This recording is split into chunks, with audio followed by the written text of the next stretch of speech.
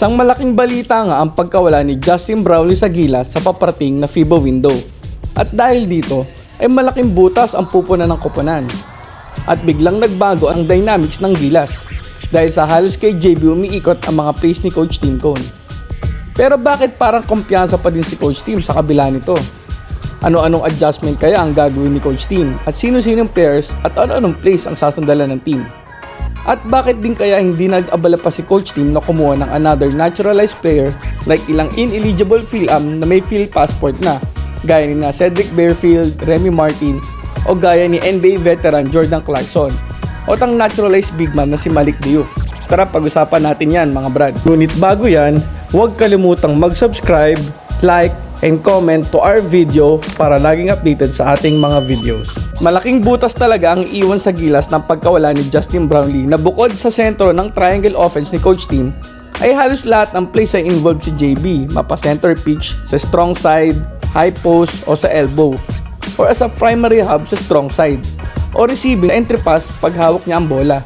Siya talagang nag-check ng options kung ipapasa sa low post, dadali ng ball sa top of the key, i-hit sa corner o mag-feed sa kumakat na player.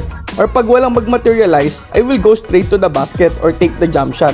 Kaya malaking butas ang iiwan ng Gilas sa pagkawala ni Brownlee. So sino pwedeng gumawa nito? Anong pwedeng adjustment na pwedeng gawin ni Coach Tim? Anong pagbabago ang pwedeng gawin ni Coach Tim? Para sa akin mga brad, since bumalik na si Kai, siya ang kukuha ng ginagawa ni JP before na umahatak talaga ng atensyon sa depensa ng kalaban na dati namang ginagawa na din with Kai. Pero nung nawala siya, si JB na lang sa team ang nakakuha ng gravity ng depensa.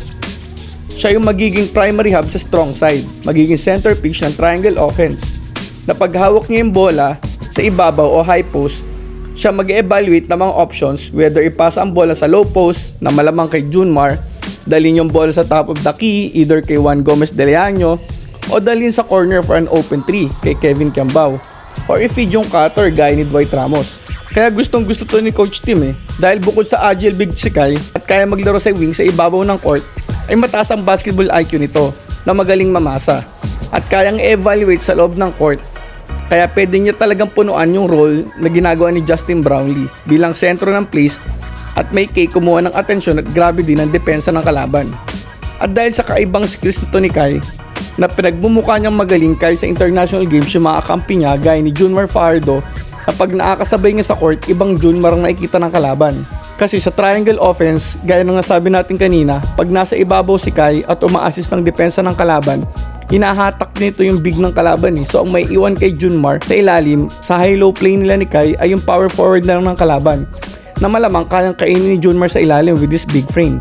Ganyan din si AJ Edu na matagal ng partner ni Kai since batang Gilas days pa.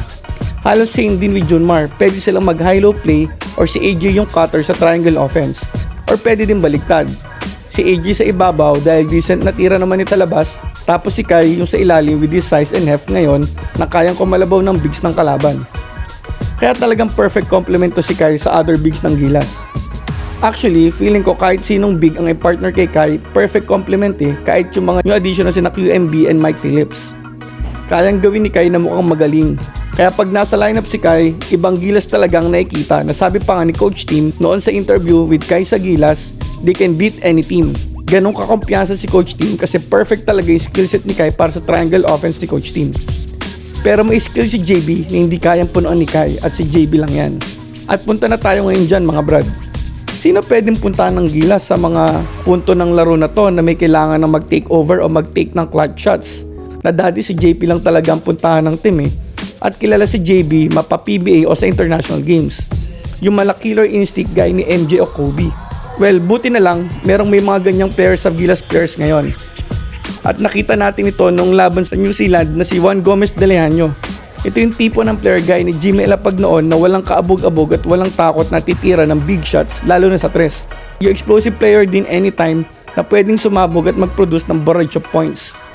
Buti na lang talaga nagkaroon to ng opportunity last window at naipakita niya laban sa New Zealand. Kaya hindi na pwede mawala sa lineup to kasi baka i-bash na ng gusto ng fans si Coach Tim. Ang isa pang gantong player na pwedeng asahan sa clutch at explosive din pag uminit ay kaya magpakawala ng sunod-sunod na points, si Kevin Kiambao syempre. Ito mula pa nung FIBA Asia Cup at mga nakaraang qualifiers na talagang anytime pwedeng sumabog at ganun din sa clutch. Same with JGDL nung laban sa New Zealand, may ilang clutch baskets din. Kaya masasabi natin na yung explosiveness ni JB at pagiging clutch, pwede pa din namang punuan ng team eh. Pero syempre, ibang level lang talaga yung Justin Brownlee. Kaya tingin natin mga brad ay hindi na din talaga nag-abala pa si Coach Tim na humanap pa ng kapalit ni JB bilang naturalized player. Kasi may mga kayang pumuno kahit papaano ng mga ginagawa ni JB sa team, lalo na sa pagbalik ni Kai Sotto sa team. Besides, si Coach Tim, yan yung tipo na hindi basta-basta nagtitiwala sa bagong player at gusto niya mag-take time ang player para maaral ang sistema niya. Kaya hindi din talaga uubra yung kukuha ng bagong player gaya ni Cedric Barefield o Remy Martin bilang kapalit ni JB as naturalized player, lalo na siguro sa point guard spot. Gusto niya kasi talaga yung familiarity sa system at sa mga teammates. Yung about naman kay Jordan Clarkson para pumilit kay JB ay sabi ni Coach Tim wala na daw sapat na oras para makipagnegosasyon pa kay JC para humabol pa this window. Kasi nga, recent lang nalaman na hindi makakalaro si JB at si JB talagang main option ng team. Idagdag mo pa daw dyan yung NBA contracts. About naman sa sinasabi ng ilan na si Malik Diouf as naturalized player, parang may pasaring na si Coach Tim about dyan dati na pag naturalized daw dapat sobrang galing mo. So meaning, hindi to nakikita ni Coach Tim kay Diouf. Makes sense naman talaga mga brad kasi yung skills nun ay kapareho lang o baka mas magaling pa yung mga bigs ng Gilas ngayon gaya ni Nakai, Edu at Junmar. Another thing, parang gustong bigyan ng chance ni Coach Tim yung mga current Gilas players to step up gaya ni na Kevin Kiambao, Kyle Tamayo at Dwight Ramos na mga pwedeng kumuha ng posisyon ni JB. Totoo naman mga brad lalo na yung Gilas wings na si Kiki at Tamayo kasi pinakita ng mga to last window lalo na versus New Zealand. Mukhang nakuha naman ng mga to ang tiwala ni Coach Tim at nakita na ni Coach Tim na lumabas na ang tunay na potential ng mga to, lalo na si Carl Tamayo last window. Kumbaga time to shine na. Sang-ayon tayo sa decision na yan ni Coach Tim mga brad. At bukod sa dalawang yan ay si Papa Dwight naman ay gusto niyang maging leader ng koponan at maging take charge guy. Agree ako dyan mga brad na maging mas vocal na leader si Dwight. Pero yung take charge guy ay parang wala siya sa caliber ni Dwight More on silent assassin type of player kasi si Dwight Yung hindi mo napapansin naka 20 points na pala na malaki ng damage siya nagagawa sa kalaban. Ayun mga brad, kaya para sa atin, may laban naman ng Gilas this FIBA window kahit wala si JB. Naniniwala tayo na kayang panalo ng Gilas ang game versus Iran at Jordan. With an all-Filipino lineup and without a naturalized player. Parang ginagawa ng China at Iran noon at hanggang ngayon. Kasi maraming materialis naman na talaga ang Gilas ngayon At mas malalaki na, hindi tulad ng dati. Matagal ko na din nakinita ito na darating ang panahon na kakayanin na ng Gilas without a naturalized player sa time ni Kai Sotto. Kaya mga brad, tingin nyo, kayang manalo ng Gilas laban sa Iran at Jordan? At sino-sino ang tingin nyo na magiging alas o bala ng Gilas para manalo? At pabor ba kayo na mag-all Filipino ang Gilas ngayong FIBA window? I-komento lang at pag-usapan natin yan. Thanks for watching and God bless. And see you on our next video.